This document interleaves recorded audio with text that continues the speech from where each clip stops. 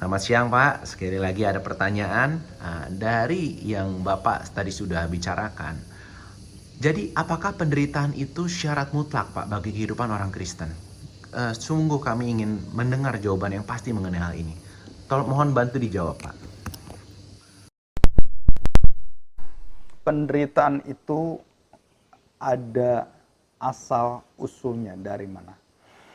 Jadi begini, banyak orang susah, tanda petik menderita, karena pola hidupnya yang salah, karena pendidikan dalam keluarga yang salah, karena memanjakan, karena terlalu banyak menyediakan tempat, akhirnya waktu dia dewasa, dia sulit sekali bekerja, karena begitu banyak hal-hal yang seharusnya dilepaskan orang tua, dididik dari sejak kecil, itu akhirnya membuat dia bergantung banyak, dan dia di situ menderita.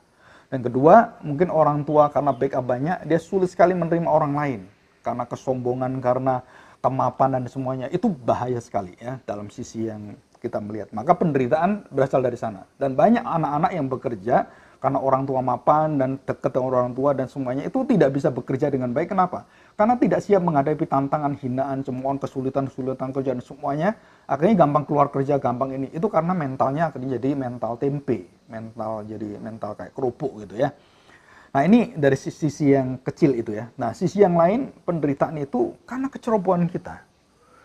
Saya beri contoh, ada orang-orang yang mengatakan pada saya, kenapa ya bendungan itu yang sudah dibuat itu kok bisa jebol seperti itu.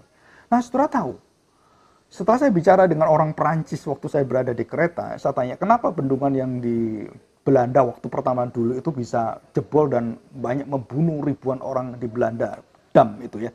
Dia mengatakan begini, karena ada ketidakdisiplinan satu bagian atau satu orang yang mencampur itu, dia kemudian ingin mengurangi campuran gedung atau semen atau apapun supaya tanda petik korupsi, supaya ya istilahnya lebih untung banyak, maka dia kurangi. Dan di situ waktu hari pertama, minggu pertama, bulan pertama, tahun pertama nggak masalah.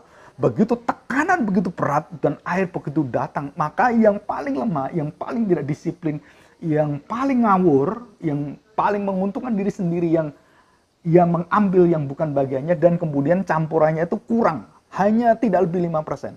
Maka yang 5% itu ketekan dan mulai retak-retak jebol di sana. Nah, di sini. Jadi itu ulah siapa? Karena manusia. Jadi menderita dan banyak orang mati dan semuanya. Nah, termasuk alam semesta ini sama. Ya, mobil-mobil pakai gas semuanya dan kemudian banyak sakit, kanker semuanya. Ini bukan salah Tuhan, ini salah kita sendiri. Jangan pernah menyalahkan Tuhan kalau saya sakit. Dan bukan seperti itu, dan itu semua karena kita jatuh dalam dosa.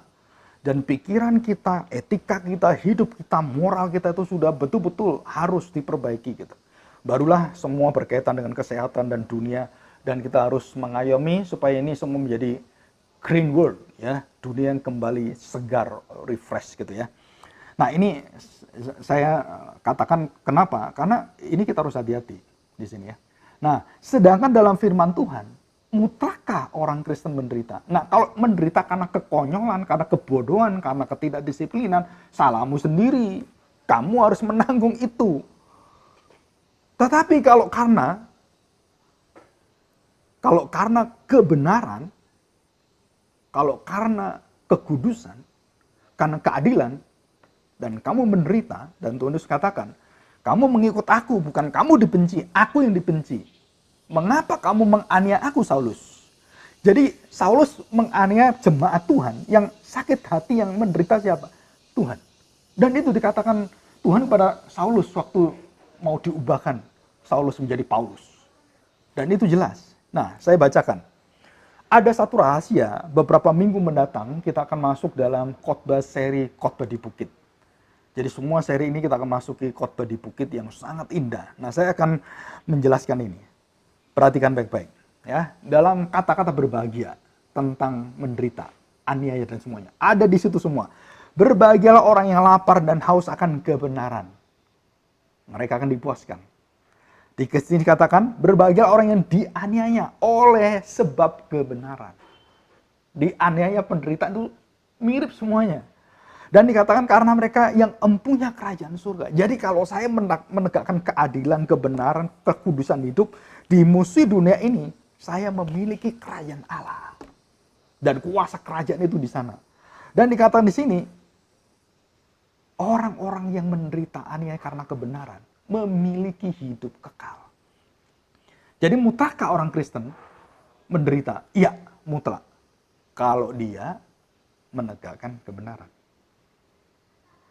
Seluruh dunia memusuhi dia, menolak dia, dan tidak menginginkan dia, Yesus di kayu salib. Apakah dia kemudian turun? Nggak jadi? No. Kenapa? Karena disitulah dia harus menderita. Karena kebenaran. Karena kehendak Bapa. Karena jalan keselamatan. Karena jalan penebusan. Dan tidak ada yang lain. Jadi penderitaan itu bukan dicari-cari dan bukan juga ditolak. Penderitaan itu jelas akan kita alami jika kita memiliki kebenaran. Penderitaan yang bukan dari kebenaran, saudara harus berhikmat dan saudara hindari semua. Jadi sakit penyakit, saudara, doa perlu nggak? Silahkan berdoa. Tapi sakit penyakit yang bisa diobati dengan hikmat, dengan pengobatan Tuhan buka di dalam obat-obatan medicine, di dalam kedokteran dan semua kesehatan. Saudara, itu adalah mujizat Tuhan. Jangan sampai kita menjadi seorang pendeta yang mengajarkan mujizat, bersandar pada Tuhan, dan membuat jemaat jangan beli obat-obat, kamu berdoa saja. Tapi dia sendiri waktu kepalanya pusing beli oskadon.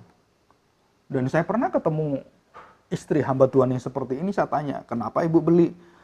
Ya kan suami saya sakit kepala. Loh, katanya didoain saja. Oh, itu kan di atas mimbar Pak, itu kan di podium. Di rumah setiap hari minum oskadon, ponstan. Oh gitu, iya.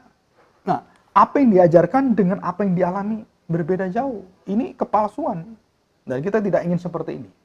Semua yang Tuhan berikan hikmat kita jalani, anugerah umum disediakan Tuhan, anugerah khusus disediakan oleh Tuhan, dan kita orang-orang yang punya anugerah khusus. Dan kita percaya, penderitaan adalah bagian hidup orang percaya. Bagian hidup kebenaran. Ya, terima kasih. Saya mau cek suara saya juga.